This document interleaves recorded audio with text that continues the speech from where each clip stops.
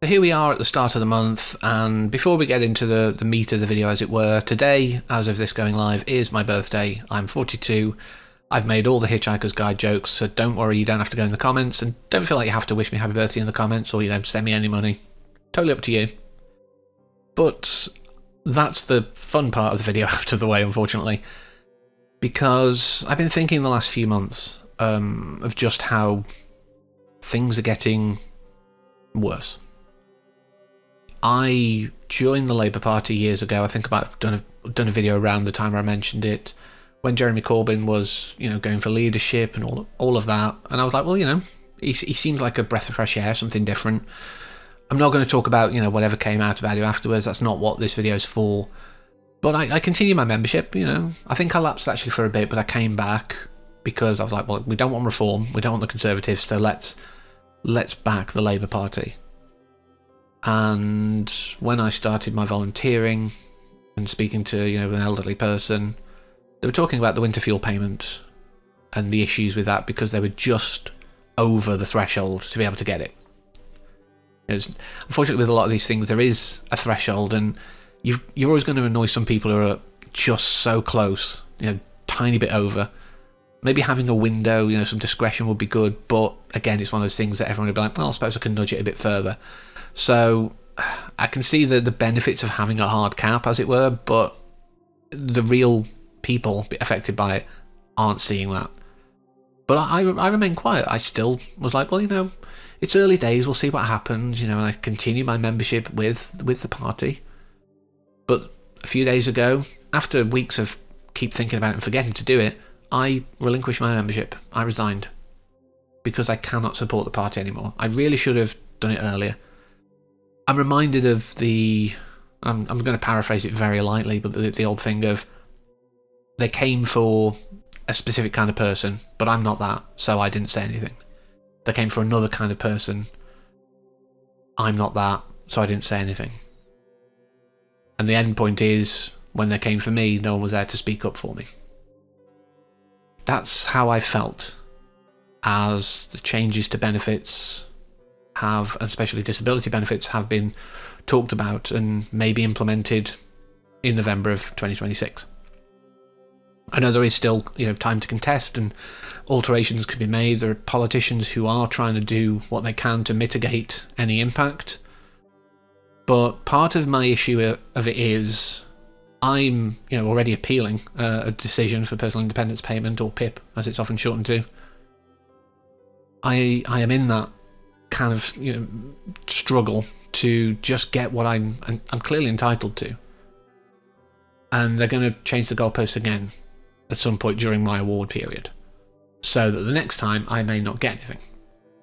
Because one of the changes they've got on the cards is, if you have a low level across a number of different areas, unless you get a minimum of 4 points in one specific area, you won't get anything.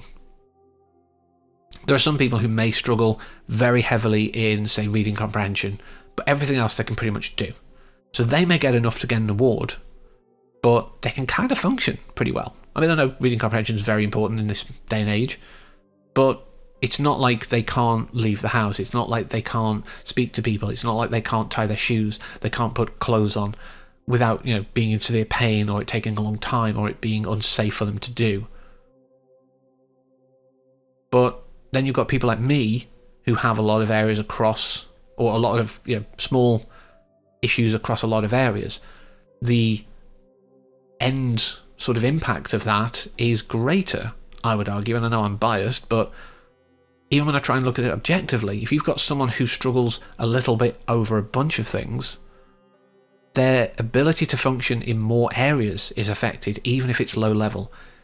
It's like the whole deal, like low level persistent pain, for example, can be as bad or worse than severe pain in one area. My compromise, and maybe at some point I'll actually send this on, I don't know, because I'm sure I don't want to be the only person to have thought of it, but what if I am and nothing gets changed because I never brought it up?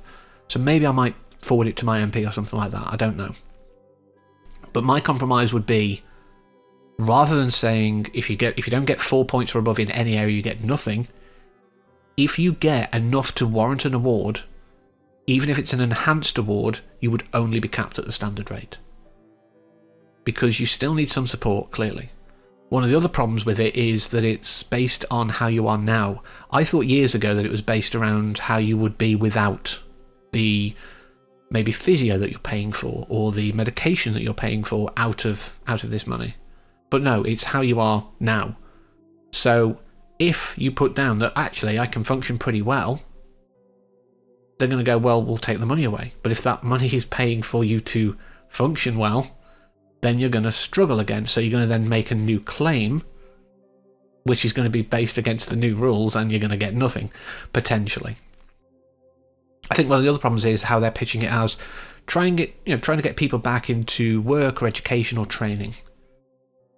There are benefits that are about that, about being out of work, education and training, and not being able to do that. PIP is not one of them.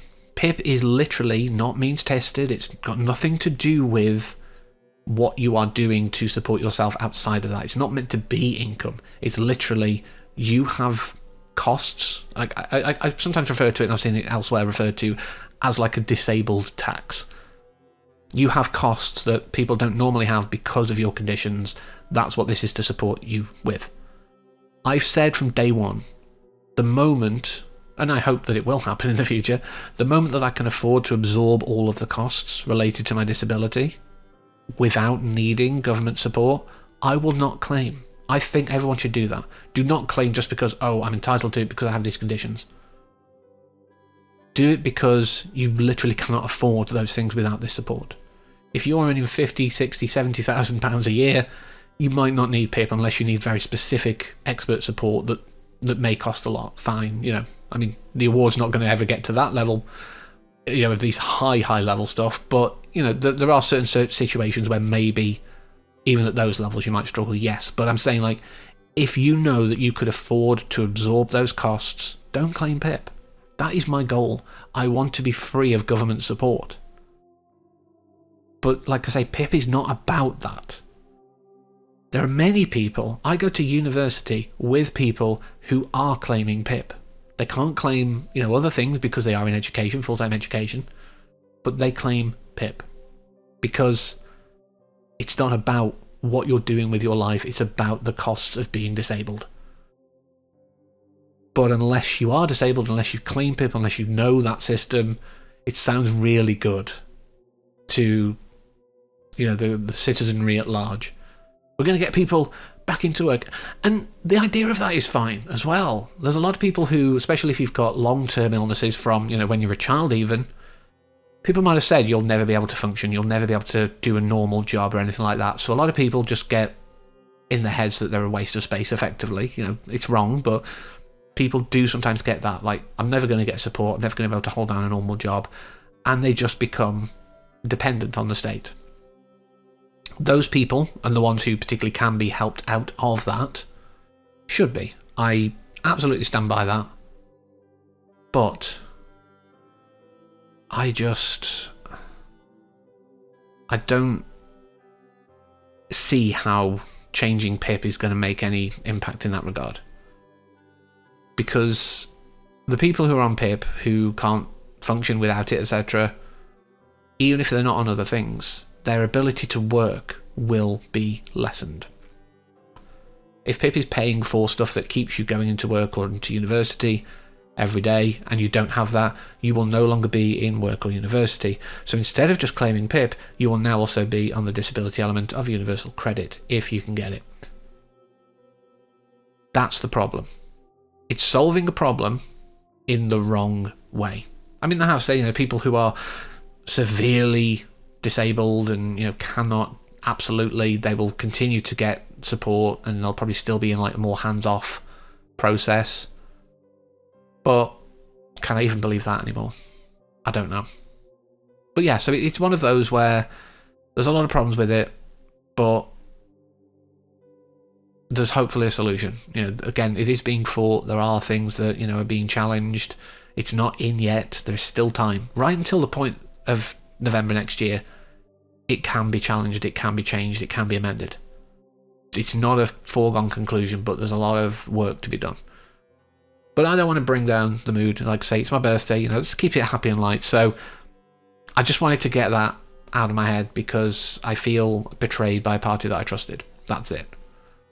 But yeah, so in positive news, like, I'm doing pretty well at university. I'm having a good time with a lot of the academic staff, like having some interesting conversations and probably hearing things I shouldn't, because I do wheedle my way in quite well with them.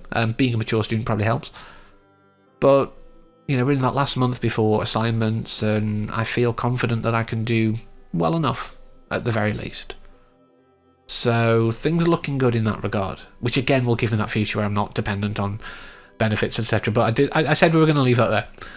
But yeah, so thank you for letting me get that off my chest. It's going to help me get into my birthday a bit lighter. But yeah, some interesting stuff coming hopefully in the next few weeks. I've got a few plans, and then I know in a couple of months I've definitely got something fun to do. But I hope you'll stick around for all of that. But until next time, as always, thank you for watching, and take care.